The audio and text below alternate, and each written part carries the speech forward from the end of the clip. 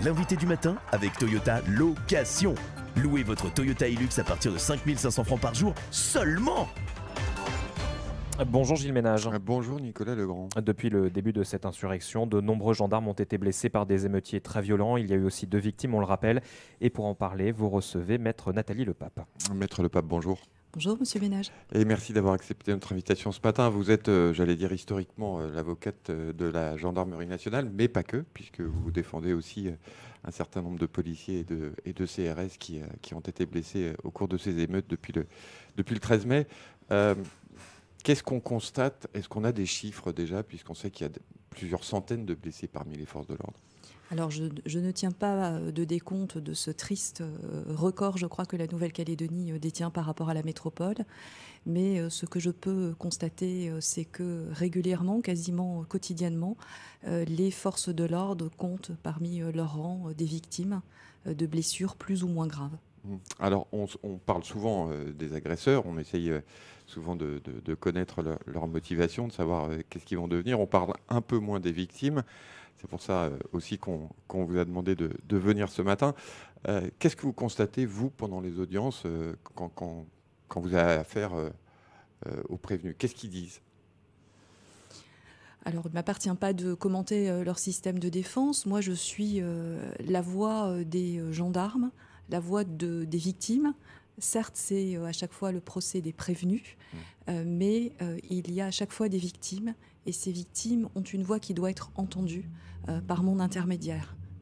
Qu'est-ce qu'ils ressentent justement ces victimes? Alors on sait que c'est leur métier, hein. Les forces de l'ordre sont en première ligne, c'est un métier qu'ils ont choisi.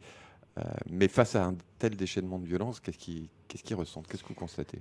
Vous me permettrez de pas tout à fait partager votre avis. Je ne crois pas que ce soit leur métier que d'être exposés, d'exposer leur vie pour protéger les nôtres. Ils ont des missions, certes, de service public, de sécurisation, de protection des populations, etc. Je crois qu'on leur doit beaucoup ici en Nouvelle-Calédonie.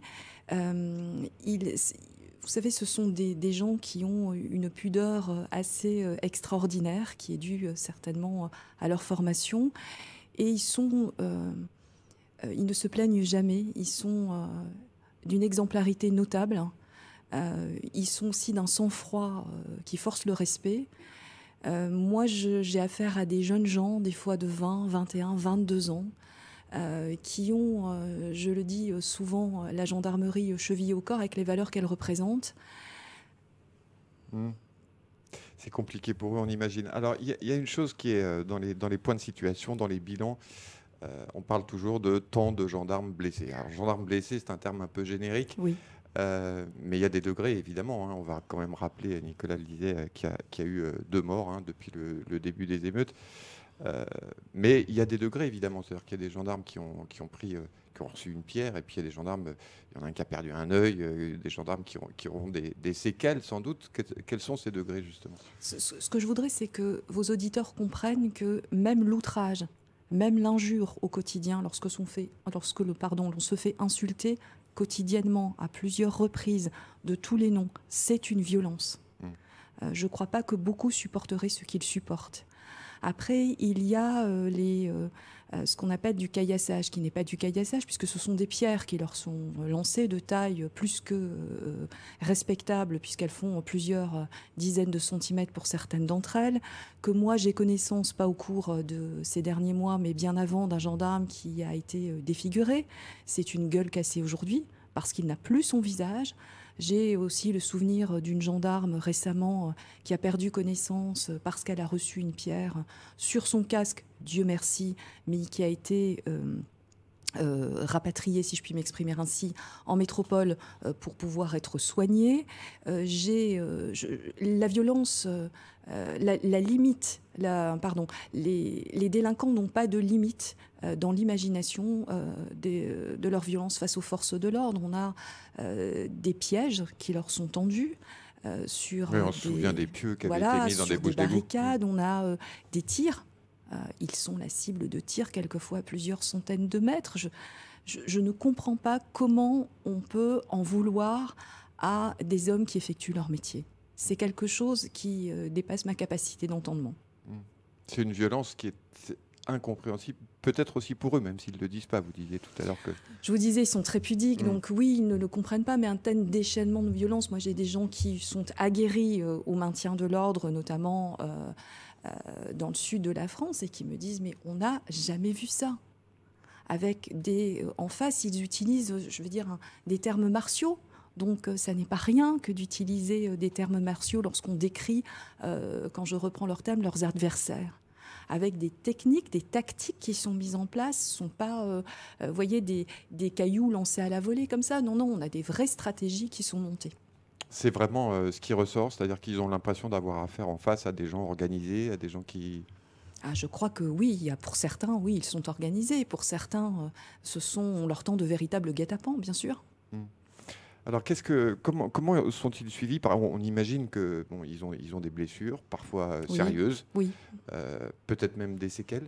Oui, certains ont des séquelles. Alors, c'est toujours le corps humain est ainsi fait qu'on ne sait pas toujours quand il sera consolidé. Donc, des fois, ça prend plusieurs mois, quelquefois aussi plusieurs années, pour qu'on arrive à savoir si le gendarme a été consolidé ou si le policier ou le CRS a été consolidé. Ça prend du temps. Il faut faire des expertises médicales. Et puis ensuite s'enclenche tout le processus d'indemnisation avec des personnes qui ont été condamnées qui ne sont pas toujours solvables aussi. Alors qu'est-ce qui se passe dans ces cas-là d'ailleurs quand les gens ne sont pas solvables? Alors il existe un fonds de garantie qui permet d'indemniser les victimes, qu'elles soient des forces de l'ordre ou d'autres, hein. Ça peut être utile à vos auditeurs. Et ce fonds se retourne ensuite contre les auteurs des faits pour pouvoir recouvrer les fonds. Même si on se doute que c'est pas forcément facile. Ah, non, je ne pense pas, mais je ne suis pas au fond de recouvrement. Alors, dans ces audiences auxquelles vous assistez quasiment tous les jours, on va dire, vous avez évidemment de très nombreux témoignages. On imagine que les gendarmes sont des gens comme tout le monde, ce sont des pères de famille et ce sont des maris.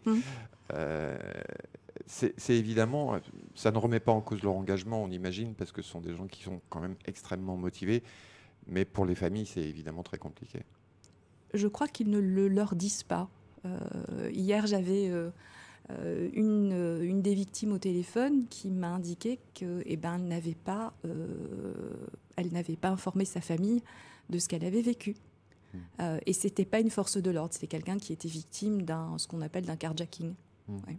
Parce que vous défendez aussi des gens qui bien sûr. Oui, il y a d'autres victimes. Globalement, Maître Lepape, ce bilan de la délinquance, il est évidemment énorme. On sait que les compteurs explosent à tout point de vue, au niveau des gardes à vue, des incarcérations, au niveau des déferrements devant la justice. Ça vous semble terminé? Ça vous semble en passe de se terminer? Ou est-ce qu'il y a des choses dont on ne parle pas parce que tout simplement ça continue à arriver tous les jours? Alors, de ce que je sais, c'est que tous les jours, il y a des forces de l'ordre qui sont blessées. Dernièrement, je crois que vous en avez parlé sur vos ondes aussi, il y a eu un refus d'obtempérer. Le gendarme qui en subit les conséquences a pour le moment 10 jours d'ITT avec une jambe dont on ne connaît pas l'état, si je puis m'exprimer ainsi. Tous les jours, hier encore, il y avait un jet de cailloux. Ou des violences volontaires, des gens qui se rebellent, qui ne veulent pas être interpellés.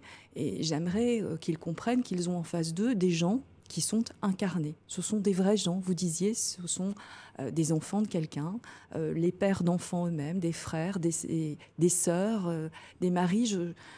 Un gendarme, ce n'est pas un être virtuel, un policier ou un CRS ne sont pas des êtres virtuels, ce sont vraiment des gens comme vous et moi qui font leur travail.